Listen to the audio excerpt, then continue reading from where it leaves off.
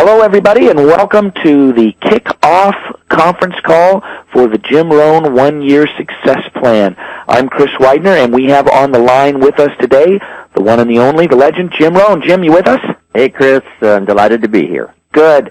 Hey, I want to get right into it because I know that the people who signed up for the one-year program are excited to be on the call. They're already starting to get their materials and dig in and plan for the upcoming year. So I want to give them a good, solid time with us today so they can really get off on the right foot. So I want to just first of all ask you, how do you feel about the folks as they're getting involved in the one-year program? What are you looking forward to for them as they get involved in this area of personal growth and commit themselves to doing it over the course of a one-year period? What kinds of things are you looking forward to for them?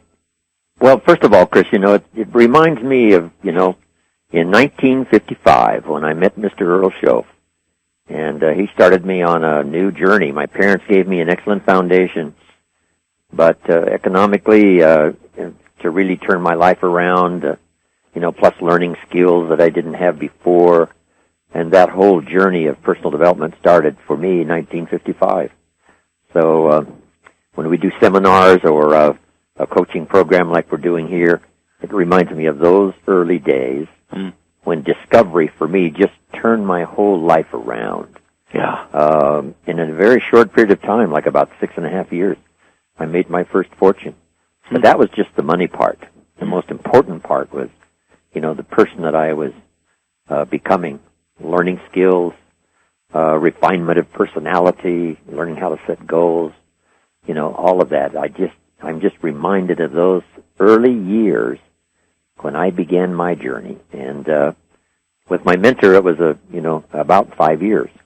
And then unfortunately he died. But we do have this program now, and I'm just excited to draw. We've drawn from all of those experiences I had that I've put into, CDs and videos and DVDs and books and all kinds of forms, and now this one-year mentoring program. And I'm just excited about those ideas affecting someone else. And then, of course, the ultimate goal is for those to be greatly affected by the one-year course, and then pass on the ideas to someone else. Sure. Because that's how you never know then how far it's really going to go. Right. Yeah, and I meet people all the time who heard you 20 years ago or 30 years ago or 10 years ago, and now they're doing great things and passing it along to other people, and it just goes out from there, doesn't it? Mr. Schoaf gave it to you. If we knew the numbers, we'd probably just be staggered by how far it finally goes, because if you affect one person's life, that person affects, 1,000 or 10,000, and some of those affect a few thousand more, so who knows how many. And I'm just so delighted that my experiences put into, some very thoughtful idea patterns can really make a difference. Yeah. Well, I want to think back to that early years for you, 1955s, and there were other people who were given the same opportunities to grow personally that you did. And, the old adage that, two people are given the same opportunity. One walks through the door of opportunity, the other doesn't. We have a lot of people who are on the call. They're saying, yeah, I'm going to do it. I'm going to get committed to it. I'm going to take the bull by the horns. I'm going to read the book and then the emails and listen to the audio programs, etc.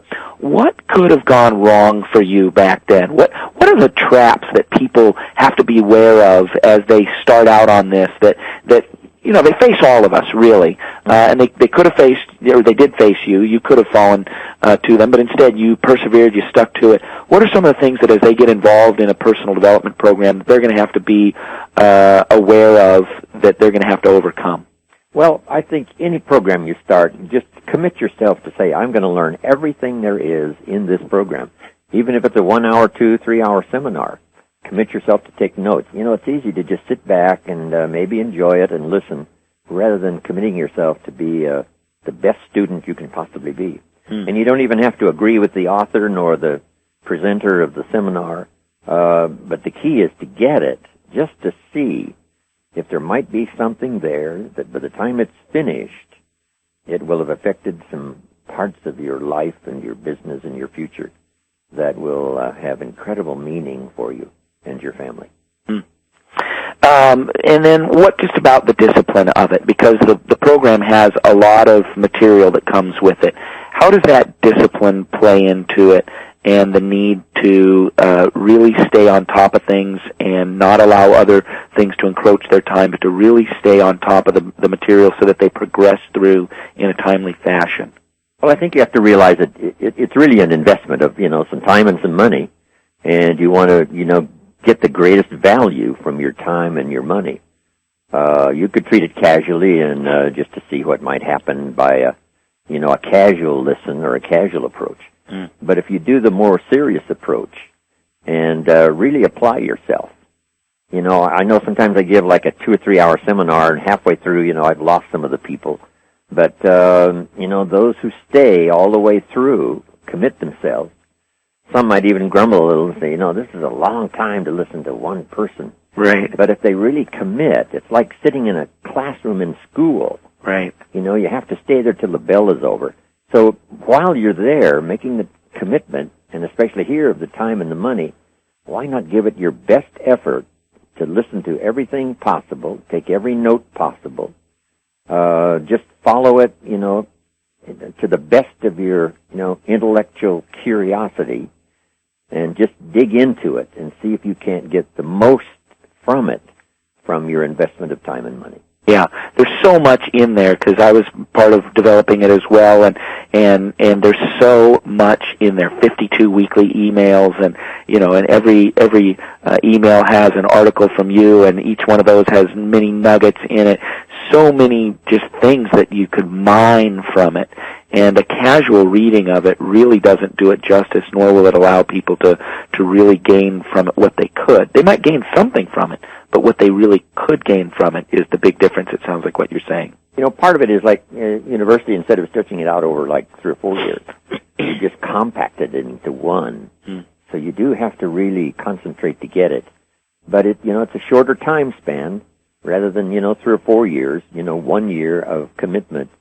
I think is a good time frame. Yeah. And I just listen, digest, think about how to apply, how to pass along, all those reasons for giving it a good listen and a good attention. Yeah. I tell people all the time it truly is, and I'm biased, but it truly is the best program of personal development I've ever seen because of the length of it. It's long enough to really let them learn so many things, but it's short enough that it's not endless. It's got, yourself and all the people we've brought in on the conference calls, and it allows them to learn from listening and to watching and to reading, and it's got questions for them to go through. So I'm very excited for the people who are on the call and kicking off this year and their opportunity to interact with you and the philosophies that you've taught all over the world for over 40 years now, right? Yeah. Closer to 50 now. Going on 50. Yeah. And probably another 20 to go, right? Because before I did it, shared these ideas formally, I shared them, in building my own businesses with people who worked for me. But formally, past 40 years, headed for 50. That's awesome. Well, one last question before we get into the very specific pillars that we talk about over the course of the year. This is a question that I've sort of made myself ask all the time, and I want to get your thoughts on it. What separates the successful from the unsuccessful? When you think about, I look at families, you have a family and they'll have 4 kids, and some of those kids will go off and be successful, and others won't. And you got classrooms, you'll have 20 kids in a classroom. Some of those will go off and they'll be successful, and others won't. What is it? I mean, it's not nature, it's not just who you're born, what family you're born into, or any of those kinds of things. What do you see as the people who become successful versus those who don't achieve what they could? Well, part of it, and that's why this concentrated effort on influence is so important, I think, in this 1-year program. I know a family very well, had 2 sons, and sure enough, one became a model citizen and the other one went to jail. What makes the difference? I think part of the discovery of that situation was the influence started in school. This boy got around this group and went one way, the other boy got around this group and went the other way. And sure enough, the influence, starting in those early years in school, took one of those boys off in a direction that I'm sure he, to this day, regrets. Fortunately, he's, made a great comeback. But that's it, Never mistake the power of influence and the positive influence of good ideas that can trigger your own imagination to the possibilities is just the best way to go. And then try to shut out all the other negative stuff while you're in progress, right? Yeah. Don't let anybody steal your time that you're investing now in this program, because that's easy to do. Time is like capital. It needs to be invested, and we wouldn't let anybody steal our money, right? Right, yep. When I'm traveling, right, I change time. my wallet from my back pocket to my front pocket, right? Mm-hmm. Just so somebody, won't have the temptation to steal my money. Mm-hmm. But you got to be just that careful with people stealing your time. It's easy for somebody to say, hey, let's go, and you say, well, this is the fourth week, and I'll just pass on this one and go do something else. But to the best of your ability, for everyone, and that includes you and me, Chris, right? Really paying attention until it's finished, and guarding against the thief that steals your time. To do it. I remember a guy called me once, and he said we started talking. He had just called me, and I said, "What are you doing?" He said, "Oh, I'm just killing some time." And I thought, "Oh, so you thought you'd kill some of mine too while you're at it?" That's true. It's not enough as it is. You don't want to kill any. Right, yeah. We're going to talk about associations later on in the call, but that does bring up a good point, and that is, would you suggest that people partner up with somebody else as they go through this? Maybe they've started, but they didn't get their friends involved in it. It's not too late to get a friend to join up as well. Does it do better to go through with a partner where they're bouncing ideas and I would each other do accountable? That. That's why when we do seminars, the family comes, or a husband and wife come, or friends, people who know each other come sit through the seminar and compare notes when it's over. And it's just surprising what one person hears and the other person doesn't hear. And then conversation, and maybe even a little debate. Someone says, well, I think that's a great idea. And someone else says, well, I'm not too sure that's going to work for me. But that's all valuable conversation. There's a healthy part of debate that helps us to decide on the refinement of good ideas. Yeah, you think about the founding of the country and how much debate there was in that was hot and heavy back in those early days. Yeah. Federalism versus the states and all of that. That was, finally they got it refined. But you can't hesitate to, engage in a conversation, especially with people who have the same, meaningful purpose of getting the best from what they're hearing. Yeah, the old proverb, as iron sharpens iron, so one man sharpens another. The concept is actually of the iron grating against each other is what the picture, the word picture is it's sharpening as it grates up against each other. That's why we have at least the two-party system in our form of government, is to debate the great ideas. Somebody says, I got a great idea. I say, fine, put it on the table. Let's ask some questions. So we ask 3 questions, and the guy says, hey, I never thought about those questions. I withdraw my great idea. Right. It's not so great anymore. We're glad we didn't try it or invest any money in it. But, that's it. Debating, thinking, pondering. So I just don't want anybody to just, listen and believe what I say. I really want to stimulate thought and stimulate conversation. Yeah. So if you're on the call today and you haven't yet got a partner to go through the one-year program with you, find somebody, ask them, invite them. It'll be good for you, but it'll also be good for them. You can make a difference in somebody else's life. So let's start talking through some of the pillars. And the first one that I want to talk about is this concept. You've said it for years, and I just love it, is work harder on yourself than you do on your job. Can you talk to us about that, what that means to work harder on yourself than you do on your job, and why it's so important? Yeah, that comes from that little economic formula that I show. In order to get paid, you have to bring value to the marketplace. The marketplace being the people. And the value is in 2 parts. First, the value you bring, like a product or a service. And second is the value you become. And if you work for a company and represent their products, they may keep working to make the product you bring to the marketplace more valuable. But the person you become, you're the one that has to go to work on that. Developing skills, developing personality. Part of it is staying healthy, right? We're all attracted by a healthy person that has a zest for life and feels good and feels strong. And then a person that's skillful, that knows how to handle the language, knows how to persuade, knows how to teach, knows how to set goals, organize time. All of those are attractive skills that all of us can learn that makes us attractive and valuable in the marketplace.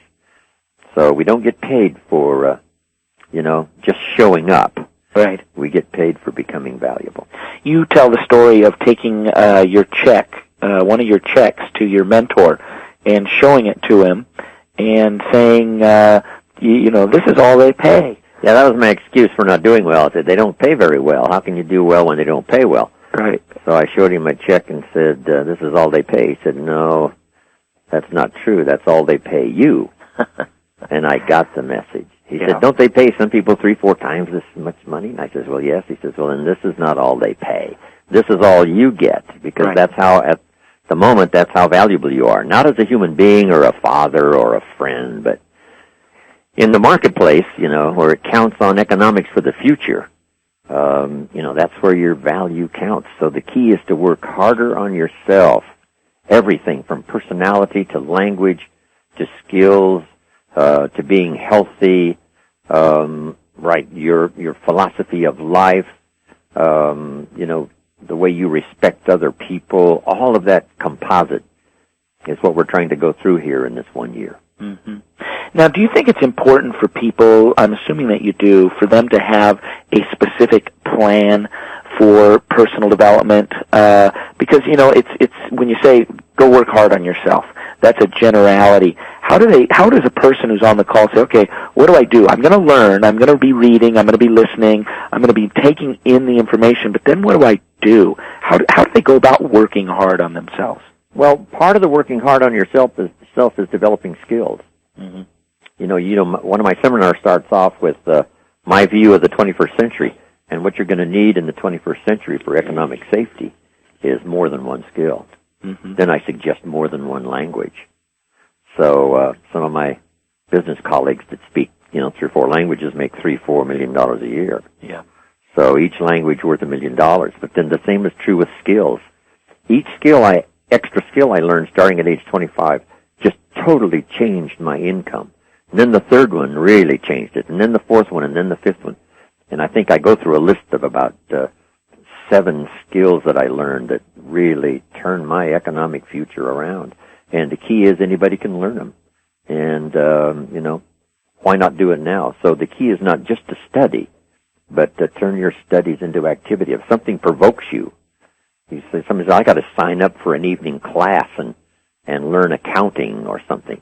The key is to just do that, because every positive move you make that comes from what you're learning and being stimulated and motivated, that's the time to do it.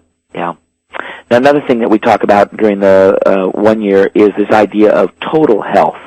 Typically, when you think of the term health, you think of, physical health. He's healthy. It means he works out and eats right, whatever. But we talk about total well-being and this concept that people are more than just a body, but they are also an emotional person, an intellectual person, and then a spiritual person. So I thought maybe we could talk a little bit about each one of those areas and just have you give some advice on how people can improve. And I thought we could start with the spiritual part first, because I know that you have a deep spiritual knowledge and were raised by parents who gave you a great background in that and a great foundation that you still utilize and teach people to today, through to today. How important on that, Chris, is whatever you believe in terms of spirituality. I've got 3 words. One is don't leave it unstudied. Number 2, don't leave it unpracticed. And don't leave it untaught. So whatever you believe in terms of spirituality, which I certainly believe in, it's, that's part of our life. It is our life. But whatever you believe in terms of that, study it and then practice it and then teach it. And that's how we're going to build strong families for the nation, for the future.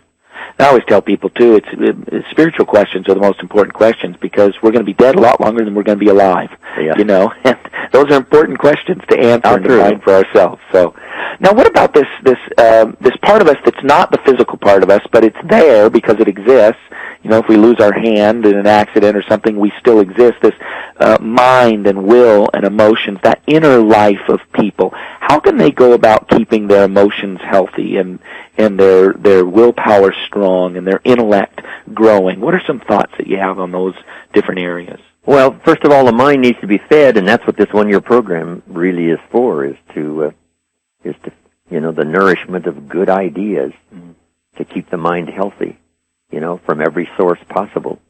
Because you've got to have more than one mentor, to really, to do well. Someone can mentor you in sports or the physical. Someone else can mentor you in spirituality. Someone else mentors you in learning new skills. Someone else mentors you in, how to use your time. And one of the big ones now is, making the proper investments for the future. Right. So that someday you'll be financially independent. That's all in there. Right. So I think is to take from a variety of sources, build a strong, healthy mind that can make wise decisions and learn the debate, both sides of the question, make up your own mind, but keep it healthy. Then the other part of influence as well. My mentor said, stand guard at the door of your mind. Just don't give time to the silly and the mundane. Some people you can be around a few minutes, but not a few hours. Some you can be around a few hours, but not a few days. Right. So just a little hint on that, I think, is valuable. Yeah. Now, and what about spirituality and the mind, the emotions? Part of that is just the ongoing drama. Some of it we have to learn the hard way of making mistakes and then making the corrections. But hopefully I've got a good variety of ideas on all of this that'll tip you off on some things that you wouldn't really have to go through. You could learn up front. What about the willpower? The will is something that exists, but you can't really pour it in a beaker. It's there, and it's one of the strongest components of our life. Some people have very strong wills. Other people have not so strong wills. How can we strengthen our willpower so that we can do the things that we want to do? I think it's to just build success for that on disciplines that you just don't neglect. What was that little voice I heard in my head this morning, Chris, that said, you don't have to do your exercises today? I mean, I'm 76 years old, just celebrated my birthday in Iceland, and unbelievable. And it happens to us every day, all day. Yeah. And we just have to, go on to the positive side of these disciplines and say, hey, these voices are always present. And, I've got to make up my mind now every morning. When I come to the intersection and the light turns red, if I'm in a hurry, one little voice says, go ahead, you can make it. And, my instinct tells me, and what I've learned, I just don't want to take the chance for my family and my future. Why should I? But you have to go through that, Chris, every day, every day. And part of that is the strengthening of willpower. Yeah. Just to, I use that little illustration on a moral question of the man who just ahead of me put 2 quarters in the dispenser for the newspaper as I was about to go to the restaurant for breakfast. And he held the door open and said to me, go ahead and take you a copy. He said, the newspaper, business can certainly afford it. And I said, no, thank you. And he was sort of stunned, and he said, okay, closed the door. And then I put in my 2 quarters and got my newspaper. Right. But I'd like to think it was, my moral strength that did it, but what it really was, Chris, I knew Mama was watching. Yeah. And I thought to myself later, I'm glad I did that, because why would you want to save 2 quarters and feel bad about yourself, the rest of the day? Yeah. Yeah. But that's part of willpower. It's not like some big, challenge that challenges your willpower. It's just those daily little things, not to run the red light, not to lose your temper when the waitress brings you cold coffee, and put in your own 2 quarters and save your self-esteem. Yeah. Well, and choosing to do it when you don't necessarily feel like it. And one of the things I've realized is that even the people who succeed wildly at whatever their chosen endeavor is, they didn't feel like doing it most of the time. People who are successful in sales, they don't like cold calling, and people who save money very well, they like to spend. And people who work out, they don't always like to go out and punish their body on the treadmill and lifting weights. How do you get yourself to do something when you don't feel like it? The best is to relate your whole life to the farmer. You know, where the farmer says, I think I'll just take off this week. I really don't feel like, weeding the garden or, taking care of the bugs that are invading my crop. He just can't do that. And so it's cold one morning. I remember those early days we used to put out the milk, right, in the big milk cans. Yeah. For the truck to come by and pick up these milk cans. You can't just say, hey, it's a little cold morning, I'm going to stay in bed and not put out the milk. Those things you have to do. So the farmer, right, if he wants a crop, he's got like 3 months there of intense effort of making sure it all goes well, making sure it all goes well. It's easier to be a lot more casual, right? If you've got a job or a day you miss, or a business or something you neglect and you think you can catch it up. But the farmer can't do that. So just think about being a farmer. You got to do it whether you feel like it or not, whether it's hot or cold. I've got that expression in my seminar. Some people plant in the spring and leave in the summer because it gets hot and the work seems to be too heavy. So all of us have to pay attention. Well, one of the other pillars that we're going to talk about in the course of the year is relationships, and how relationships are a gift. It's one of the greatest things we have, and relationships also provide us with some of the poorer experiences in life. And so it does us well to learn how to do well with relationships. And in the past, you've talked about relationships being cultivated like a garden. Can you talk to us a little bit more about that analogy of how we treat relationships like a garden? Yeah, not to neglect. Here it is, the first part of the year, and I'm sure everybody on this call that's in this program have probably got a list, if you sat down and thought about some calls you should have made last year to the people you know, maybe even a friend, maybe even a fairly close friend, but the time has gone by and you were going to call, but you went off on a trip and something else and you neglected. I've got that same list, even after all these years, that I have to work on, of calls that I didn't make, a conversation that I didn't have, a get-together with a person that that I should have done. Last year I did have the time, but I just got too busy. And friendships and relationships are too valuable to let that happen. And we just have to remind ourselves. And I just thought about, this is the beginning of the year, and I'm sure if we thought back, all of us could see a little or maybe a lot of neglect in the nourishment of friendships and relationships that are going to serve us so well in the future if we don't neglect them in the present. Yeah. Now, when we talk about the analogy of the garden, I think of when we bought our house, when we moved in, and there were flower beds and gardens around, and there were these crazy little things that didn't belong there, and of course we call those weeds. And there are a lot of weeds that tend to grow up in relationships, things like jealousy and envy and gossip and people being self-centered, lack of forgiveness.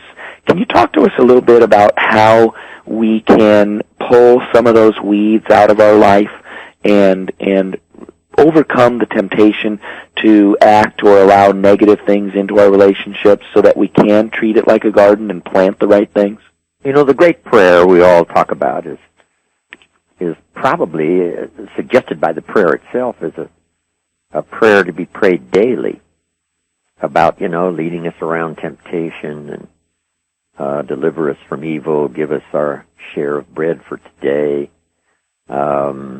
It's paying attention every day to what's valuable and not valuable.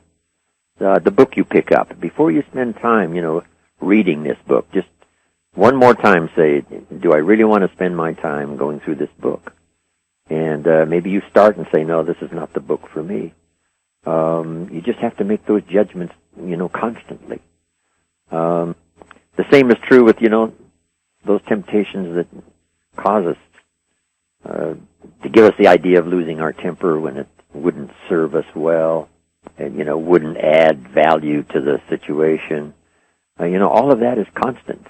Yeah. From what to eat, shall I eat what I like or shall I eat what I should eat? That's every day, Chris. Yeah. But the better we get at it, the better we're going to feel about ourselves. Yeah. And here's what we want at the end of the day. Self-esteem. I've taken care of the people I care most about. I've tried my best, to be an example of some kind. And I've really done my best to reach out and touch someone else with an idea or a prayer or a conversation or something that creates value for them. And I think if we commit ourselves to that every day, that's a good program. Yeah. Now, in one of your books, you talk about relationships as a garden, and you talk about putting time, effort, and imagination into those relationships. And I'm wondering if you could talk a little bit about imagination. What does it mean to have an imaginative relationship and to pour some imaginative energy into increasing and developing your relationships? Yeah, the drama's in the details, Chris. I talk about the relationship I had with my father after my mother died, especially. I'm off on a trip, and I'm in Israel, and I call him while I'm in Israel. I have to get up in the middle of the night because I call him while he's having breakfast with the farmers, right? Yeah. This little place called the Decoy Inn. And it takes 5 minutes, 5, 6, 7 minutes to call my father and say, hey, I'm in Israel. They gave me a reception last night on the rooftop underneath the stars overlooking the Mediterranean. And in just a few minutes, I've given him something to talk about the rest of the day. Yeah. If you just take the time to do that, guess what? It's easy not to do. It is so really easy to do. But that's in all of our programs, right? What's easy to do is easy not to do. But boy, if you just as often as you can remind yourself, I need to do that. Yeah.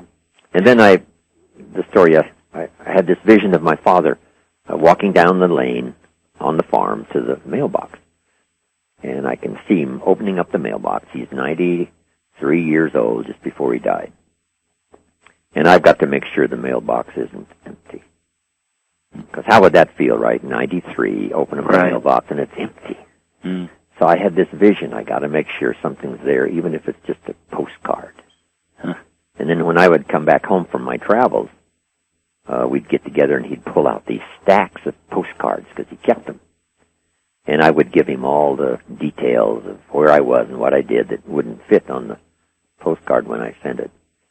And that's just a little small thing, but it'll serve you well if you'll just think the mailbox must not be empty. Yeah. I've got to take care of that. I've got to take care of that. And whether it's a conversation that you postponed for the last 90 days, you've got to catch up on that. So just remind yourself constantly, because all of us leading busy lives allow other things to keep us from organizing those small little details that can make so much of a difference in a relationship. Do you think it's harder today, as a person who's been able to live over the course of a number of decades, do you think it's harder today because of how busy the world is, or even the technological advances which we thought would give us better relationships? Do you think it's the same, or if it's harder, or if it's easier? No, it is harder. Is it? Yeah, I travel around the world. I just got back from Mexico, and this week I'm on my way to the Philippines and Hong Kong, and then Japan, and then after that, Bogota, Colombia, and then on the rest of I'm going back to Russia this year to lecture, and Europe, and Asia.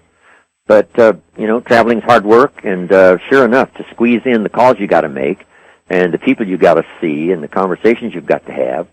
And now I've got grandchildren, right, in university and school, and all of that composite of staying in touch and doing worldwide business like I do, it is an incredible challenge. But, hey, the technology's there, and now we got the video thing, right, where my family's off in New Zealand, my daughter and her husband, and he's one of the art directors of a new movie they're putting together. Oh. So we got the video, right, where you can see each other and talk back and forth and stay in touch. So if you use that, every means possible of staying in touch. Mm-hmm. And then these details of not missing the birthday and the anniversary and all those times that are important, it is a collection of stuff that's really challenging, especially in the busy 21st century. Yeah. Well, let's talk a little bit about goals. And at the beginning of the year especially, goals are extraordinarily important as people are beginning to set aside their year and what they want to accomplish and those kinds of things. And you do something that you call the Goals Workshop. Right. And I'm wondering if you could give us an abbreviated version of that in terms of what can folks do as they're starting this one-year plan and they're going to get a whole month on goals, but what can they do to say, you know what, I really want to take this seriously, decide what I want to do, and then go out and do it? Yeah, the key is you got to give it some thought, and that's why we spend some time on it, to give it some thought. But in a simplified version, it's decide what you want and write it all down. That's about as simple as you can make it in one sentence. You know, who would you like to meet this year? And you make that list. What books would you like to read? This one's been recommended, and this one's been recommended, and you've seen this one at the bookstore, and you said, I think I should read that. The key is not to just try to keep all of that in your mind, the books you ought to read, but start making a list. When somebody recommends a book, put that on your list of books. And then the places you want to go. You know, I went to Iceland for the first time in September, and celebrated my birthday there. They had an incredible group, about 1,500 people from a few of the countries around that part of the world. And they had a 40-voice men's chorus come and sing for me. Wow. From the local community in Reykjavik, Iceland. Wow. And I sat in the chair where Gorbachev and Reagan sat doing that negotiating back all those years ago during the Cold War. But it was an incredible birthday experience. Iceland, who could imagine?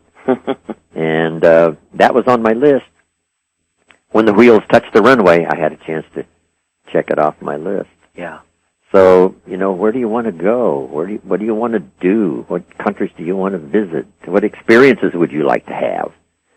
You know, I think I'm a little past bungee jumping. You know, I missed that era. But, you know, parachuting out of an airplane, or, you know, playing in a rock and roll band, or composing music. My grandson looks like he's going to be, you know, one of the best ever composers. Wow. Just decide what you want, and then make these lists. The health you want, you know, and what do you want for your family? What do you want for yourself? What do you want for your spouse, your friends? You know, what do you want to accumulate? And the big one is, what do you want to give? Because one of the master goals is to be able to give away, you know, most of your fortune. Carnegie's probably one of the best examples, Chris. He said, I'm going to spend the first half of my life accumulating money. And in the steel industry that he built, he accumulated $400 million. And the last half of his life, he gave it all away. That was his goal. And just whatever affects you, whatever would make for you a good life. And the key is, when you're starting to set goals, don't try to figure out how to get it. Just say, here's what I really want.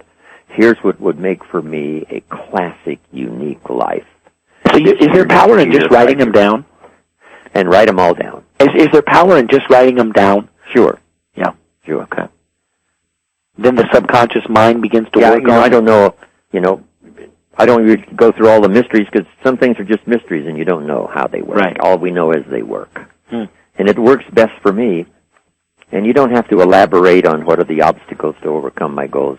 I don't think you have to go into that, all those details. Just what do you really want? Yeah. And then just keep these lists going. And then if something you say, no, that was kind of foolish that I thought about, you know, a couple of years ago, I'm going to scratch that off my list, put something else on. So it's a constant work in progress, setting goals. Because some are your business goals. You've just gotten started. What do you want to accomplish? You've just gotten a job. What do you want on, you know, as a career? What do you want to unfold for you, right, in the next 2, 3, 4, 5 years? So it's always a work in progress. Yeah. You know, I wrote... Then the key is to teach it. You know, teach your children, you know, what do you want? What do you want for your life?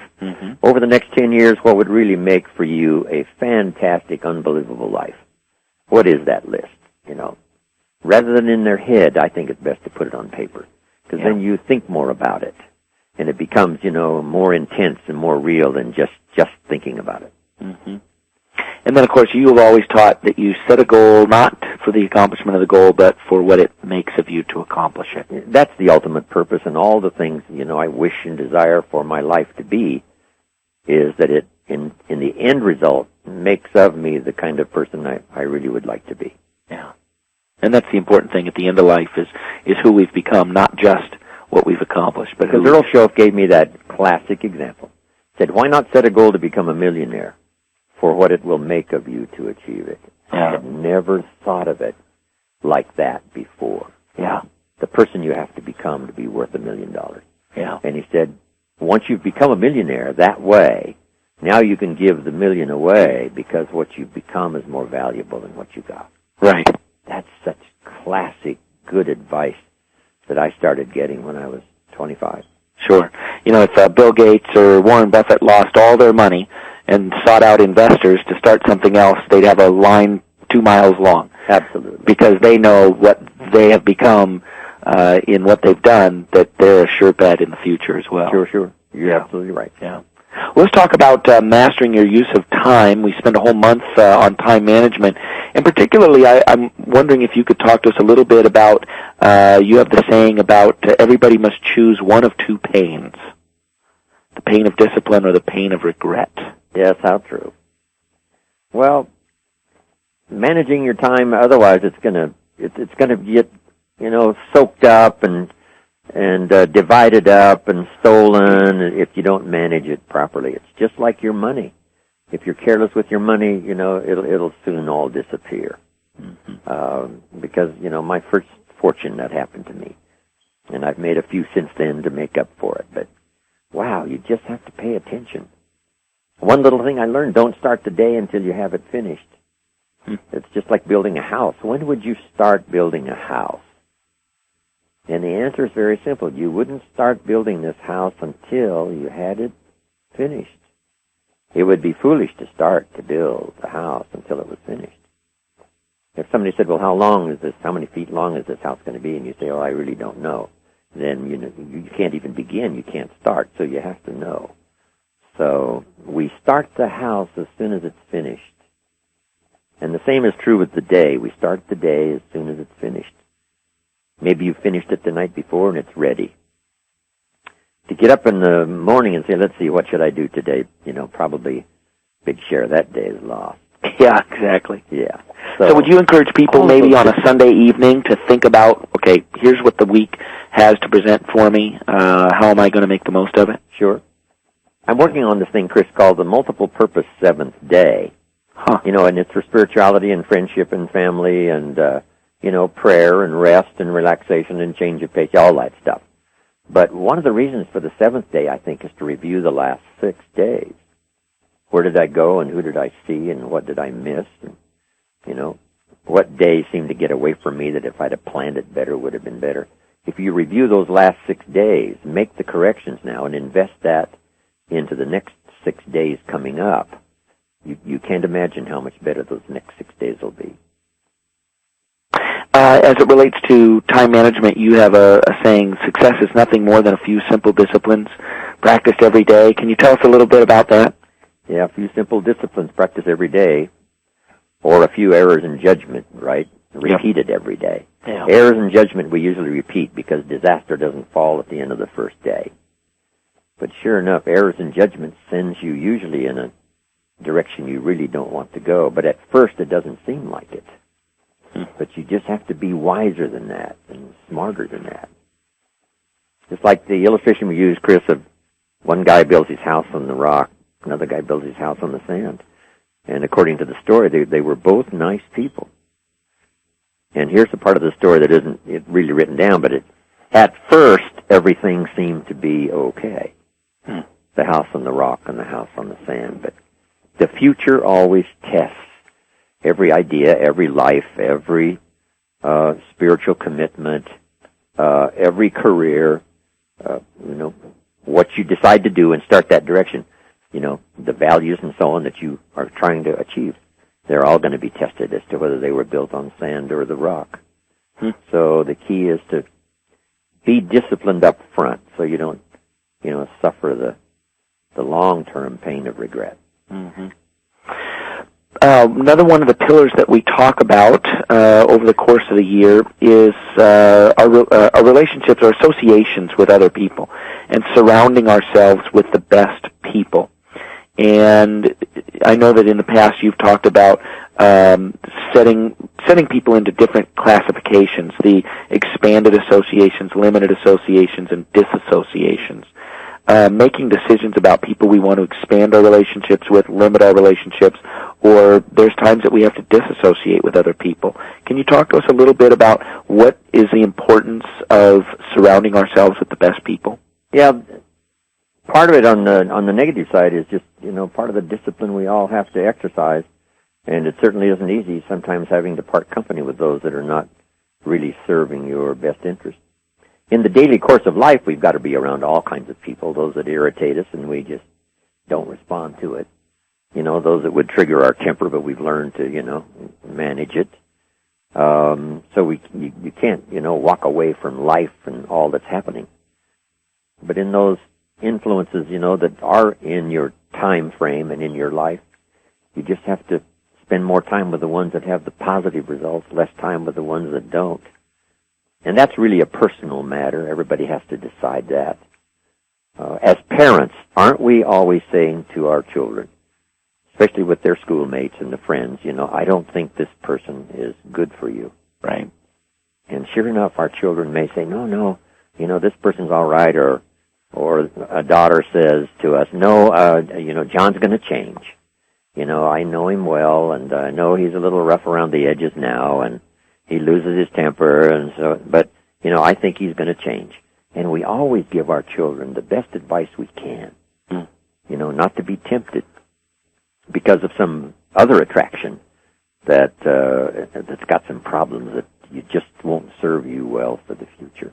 Yeah. So as we counsel our children who to associate with and who not, and how to arrange that as we go, even sometimes making those hard decisions of disassociation, we've all got to do it as we advise our children, so we must advise ourselves. Mm-hmm. I think sometimes relationships become relationships of convenience. We're around them even though they're not necessarily good for us, but we're around them because we've been around them. True. Yeah. It becomes comfortable, and it seems like it's okay. Mm-hmm. But you just have to take inventory. That's a good thing to consider. That seventh day, mm-hmm. Are the people I've been associated with this last week, serving my best interest, or how could I possibly make a change? That's constant. Now you give yourself these questions to ask, and you teach other people to ask the same questions as it relates to the people that we surround ourselves with. Who am I around? What effect are they having on me? Yeah. Those questions. Yeah. What are some of those questions that people can ask themselves? Yeah. What books have they got me reading? Where have they got me going? Mm-hmm. What have they got me doing? And the big one is, what have they got me thinking? Mm-hmm. Am I being persuaded by someone? And that's not going to serve me well in the future. Those are excellent questions to ask. Who am I around, and what are they doing to me? And I don't think a lot of times we really analyze what effect other people are having on us. Do we? No, that's true. Sometimes, especially if you're married or if you got a friend, right? A friend might tip you off and say, I don't think this person is, serving you well. And you might say, well, I never thought about that, and then conclude that they're probably right. Yeah. So be open to that, because other people sometimes can see things that we cannot see in ourselves. I talk a little bit about that in communication.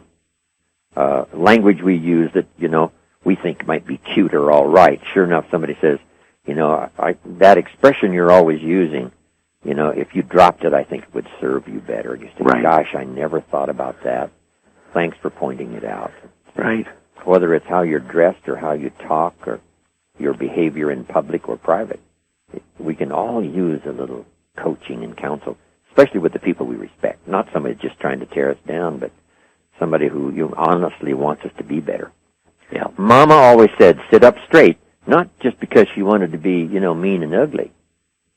But she had a vision of me as my back was straight and my chin was up and, I looked straight ahead, and that was the vision she had of me, and she wanted me to become that person. So that's why she did it. Shoulders back, sit up straight. I'm slumping over my breakfast eating. She says, no, sit up and eat. Okay, Mama. So I tried my best. And that's what this kind of teaching and training is all about, pointing out things you might not recognize yourself.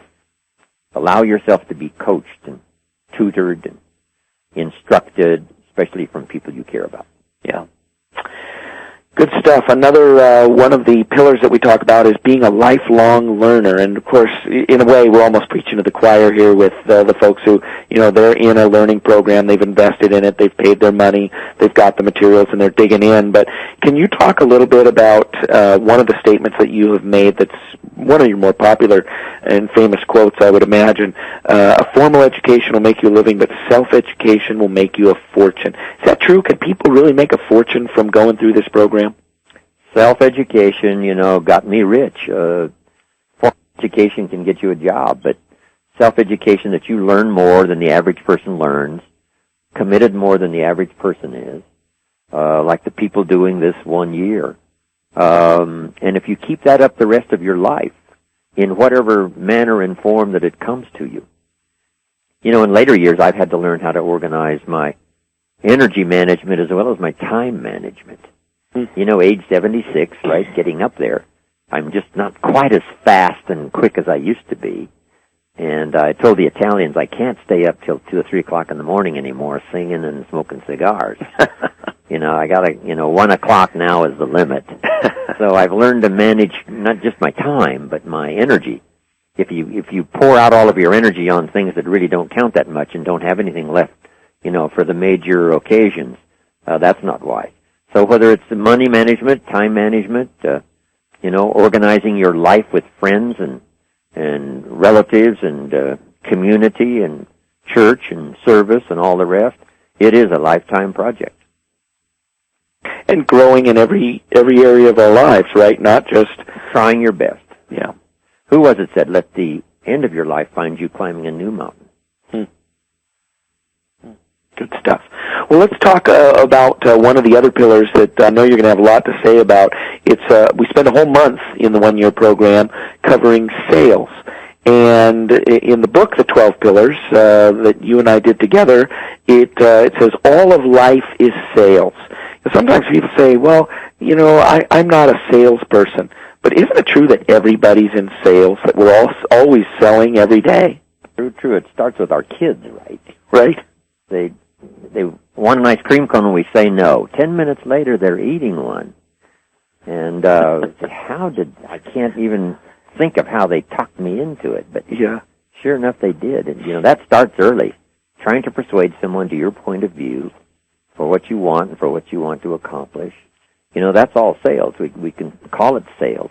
In my seminars, I'm trying my best to persuade someone first to listen, someone to get it all, take good notes and take it home. And then I'm trying to persuade them not to neglect it and just throw this journal onto a shelf somewhere and neglect it, but go back over it, and then trying to persuade them to pass it on to family, children, friends, people they know. Because what you learn affects your life, but what you teach affects it even more. If I struggle to make something clear for you, I make it more clear for myself. Right. That's why I'm still lecturing around the world. I had 16,000 in my class in Bangkok, 15,000 in Athens, another 16,000 down in Mexico just this past year.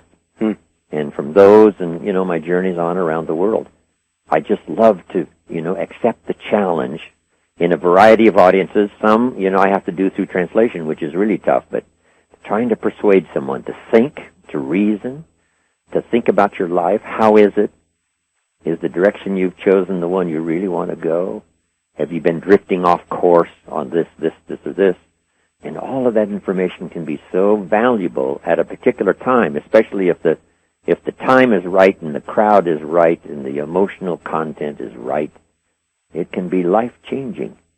And over this period of this year's teaching and training, the same thing can happen. Ideas can just absolutely change your whole life for the future. So what advice would you give to people who are in sales? I would guess that most of the people who are on the call today are in one way, shape, or form part of the sales industry. What are the keys as you see them to being successful in sales? Part of it is, having enough contacts. You got to talk to lots of people every day. Yep. And then, developing your ability to persuade. Believing strongly in the product that you've got or the service that you've got. believing what you've got is the best. If it isn't, hey, make some plans to, search till you find the best. Once you've made that decision, this is the best, I am on a good track here. These products are good, this service is good. Then the rest of it is just developing those skills of getting someone's attention, getting them to listen. The subject on communication, helps so much in this idea of, making sales. A big share of it, as you and I well know, is consistency and discipline, doing it every day. It's so easy to say, well, I've made a couple of sales this morning, I can take the rest of the day off. Not knowing that if you've made a couple of sales, you've probably got some momentum going.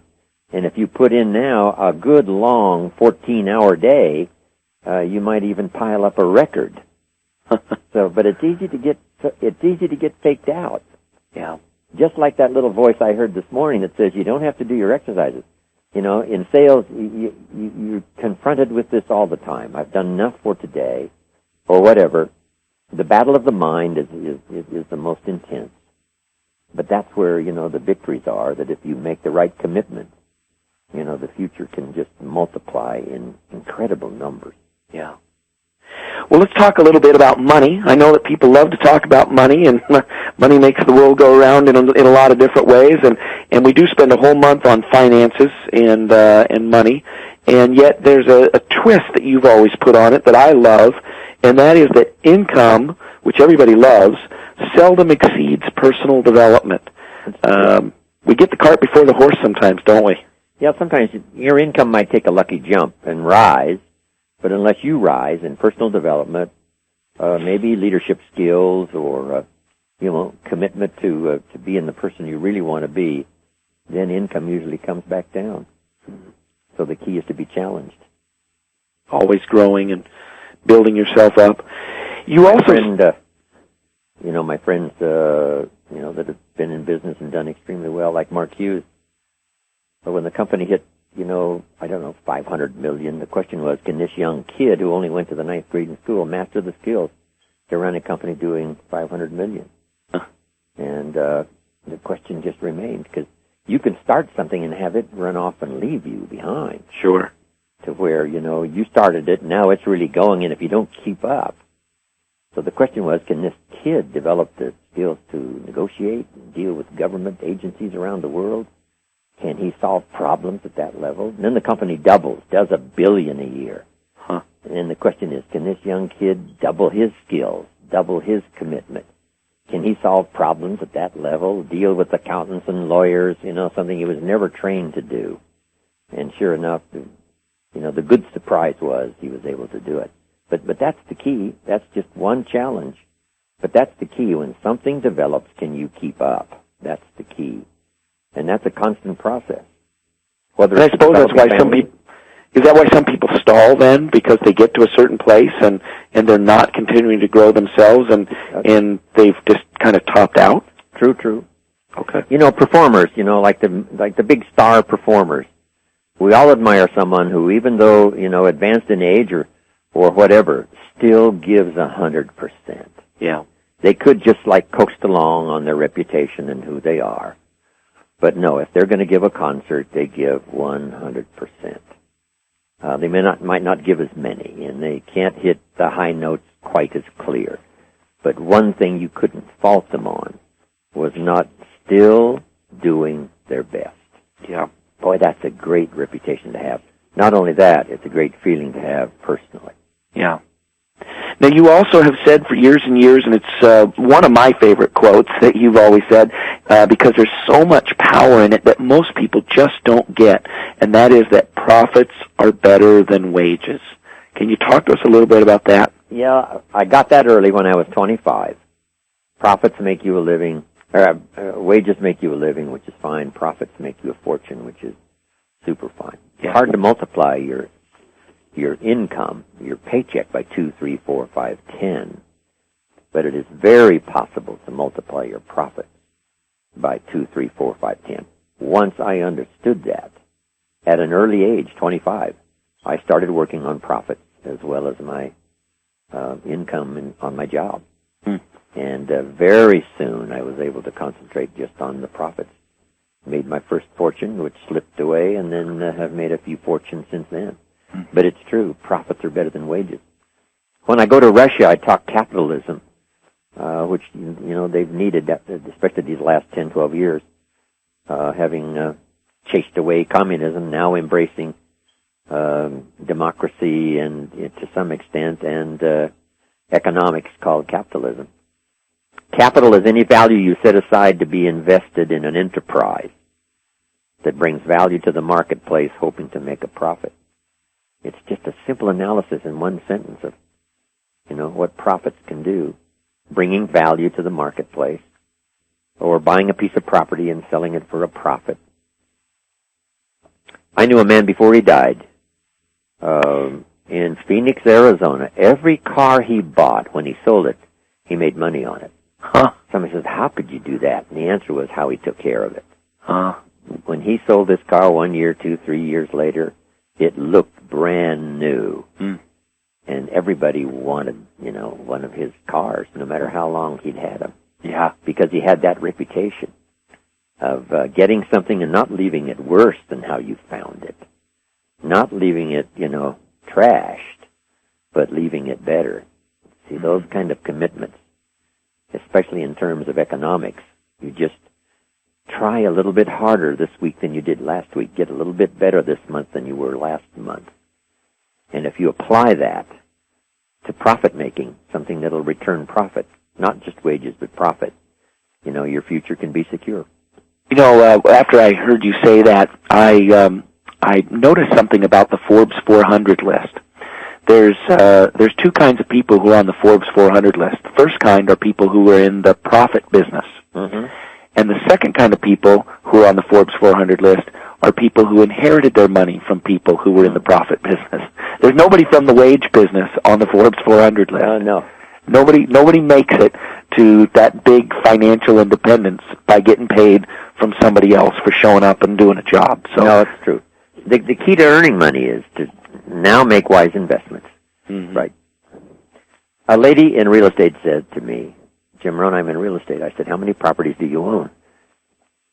And she looked at me a little startled, and she said, no, I sell real estate. I said, well, that's very wonderful. But let me ask the question one more time. How many properties do you own? She says, well, none. I said, well, the purpose for selling real estate is so someday you can buy real estate. Yeah. Because if you sell real estate, you'll make a living. If you buy real estate, you'll make a fortune. Yeah. She got the message in one simple, 3-sentence seminar. Yeah. And the people who sell real estate, they always see the real deals come on the market first. So if they're really wise, they pick them up. Attention, yeah. Yeah, they pick them up. They're the first ones to get the good deals. Yeah. Well, a couple more pillars here we want to talk about. That's what conversation and seminars and this study program for this year is all about. Alerting people to something that they hadn't thought of before. If they spend enough time, they could think of all this stuff on their own. Yeah. But it's so great to have somebody accelerate your progress by saying, how about this, how about this? And somebody says, oh my gosh, that's right. Because that's what happened to me when I was 25. Shoaff said, how about this, how about this? And I thought, oh wow, if I would have used that the last 3 years, look where I could be today. Yeah. And that's what's going to happen to everybody on this 1-year course. Yeah. Well, we're in the home stretch of the call, so let's talk about the last few here. I want to talk about another pillar, which is communication. We spend a whole month on communication, and you've alluded to it and talked a little bit about it throughout the call, but can you give us some tips on positive communication and the importance of communication? Yeah, words are almost godlike in power and impact. The storyteller says, God spoke and said, let there be light, and there was light. Looks like the words of God created light.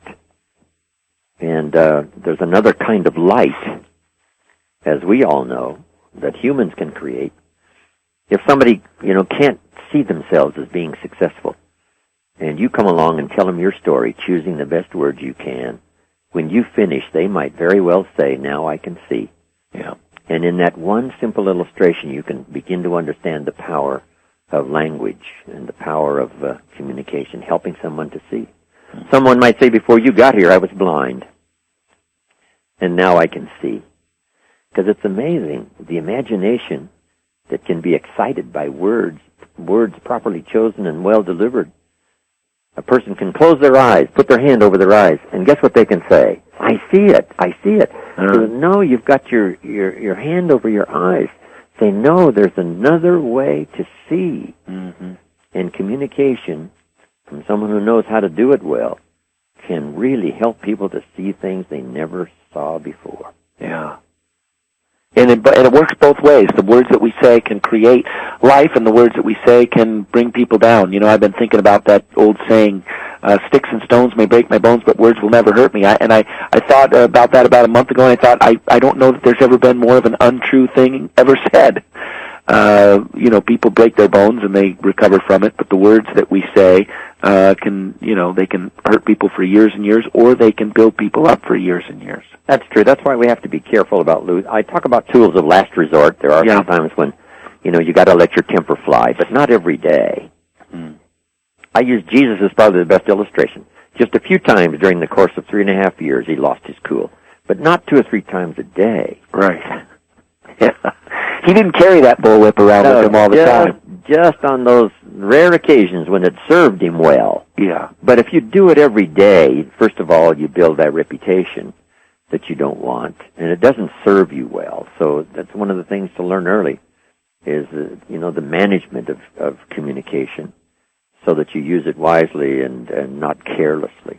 Mm-hmm. Let's talk about leadership, because I know that that's a pillar that we spend a whole month on, and I know you enough to know that you don't want followers. As you travel around, you're not trying to create followers. You're trying to create leaders, people who will take the words that you say and the ideas and concepts, and not just follow Jim, but go out and lead other people. What's the importance of leadership for the people who are on the call and going through this year? Really important. It starts first if you're a parent, of course. Yeah. Giving your children wise ideas. Helping them to understand, you know, what's good and what isn't. That's the greatest leadership role in the world. A mother, a father, giving wise advice to their children. But then if you're in business, right, leadership, how to proceed, you know, how to do the job, you know, how to best present yourself to the public or whatever the job description might be. Leadership in inspiring others. Helping people to believe in themselves that, you know, they never tried it before. Giving them recognition that they never had before. Inspiring them to think about things they never thought of before. You know, that kind of leadership role is just so valuable. When you find it, you treasure it. And the key is to become that kind of leader that can influence the community, that can influence, you know, the church where you go. You can be an influence. Your presence can be, you know, felt. You know, who you are, your reputation is probably one of the most important. You know, just by showing up, you know, some people, you know, have this incredible strength because of the reputation that preceded them. When they show up, people just immediately, automatically have respect and are willing to listen because of the person's reputation.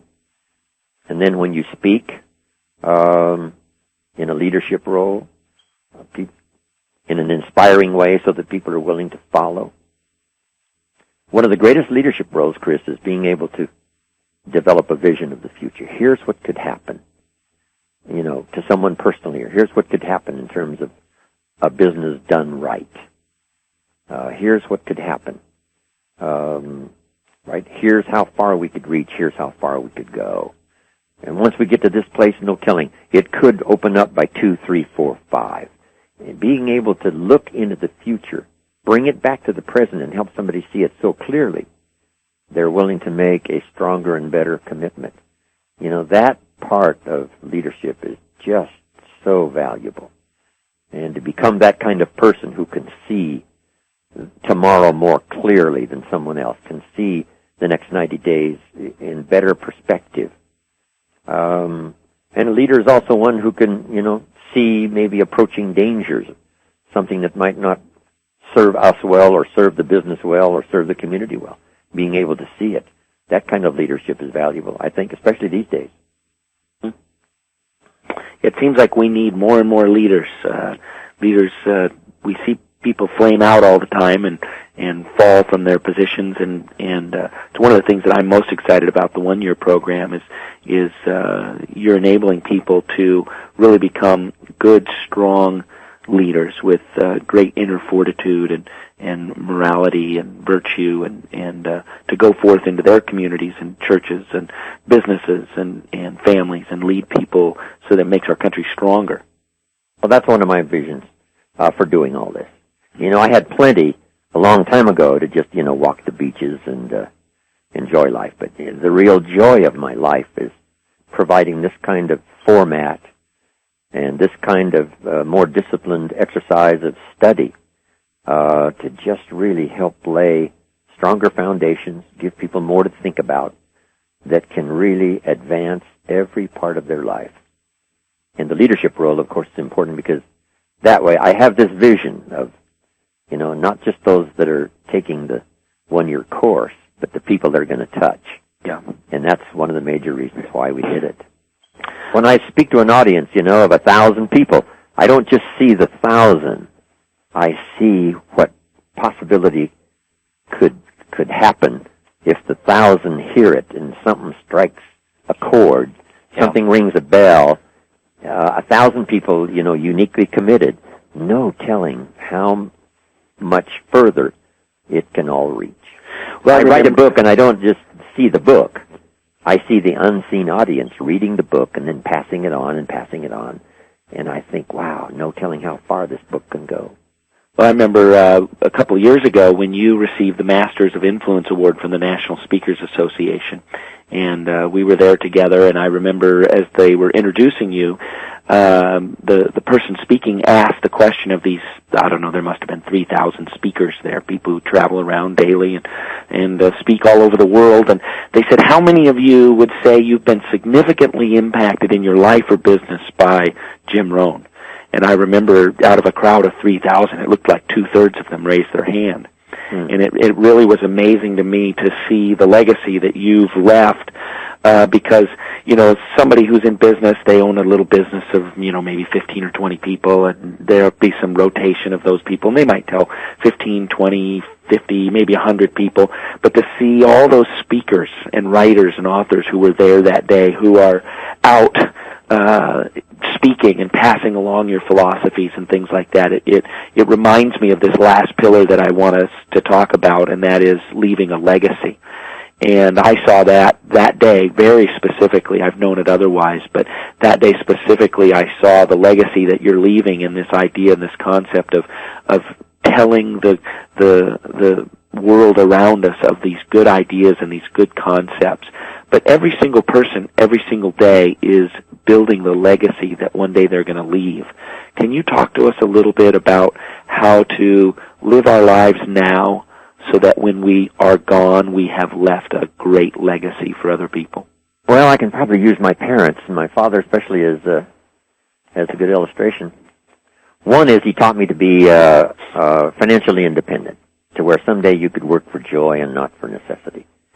And he said, you won't believe, son, the incredible feeling you will have when you owe not one penny and you're totally debt-free. And then when you can live from the income of your own, resources, now you can choose to work or not work. And that's fun because now you can work for joy and not for necessity. That legacy that he left and taught me that was just unbelievable.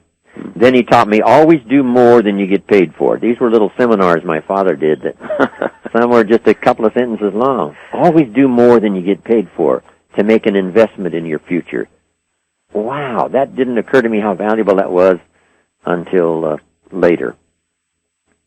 And then, of course, Mom and Dad left me all of the estate, the farm and the farmland and the buildings and the automobiles, all debt-free, not one penny. The attorney that handled it said, I've been an attorney for all my life. And he said, only once in, thousands and thousands of people is there an estate that's debt-free.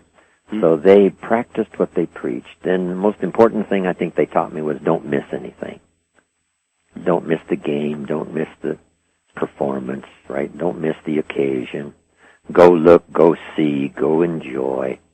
That legacy left by my mother and my father has served me so well all these years of my life. Mm-hmm. And I've done the best to do the same for my children and my grandchildren. Huh. And that's what life is all about. That's it, doing the best you can while you're here, and then having it, said, here's a person who affected people's lives, someone who did their best, develop their life with honor and dignity, all that reputation to leave behind. That's it. Well, Jim, as always, it's a great pleasure to be able to talk to you and to ask you these questions and have you give so many of these great answers for the folks who are going to be going through the program. The proof in the pudding is that we've had 99% retention rate for this program. People just don't quit for much of a reason at all. Yes, and, yeah, it's amazing. I'm so pleased about that, Chris. And, I want to welcome everybody.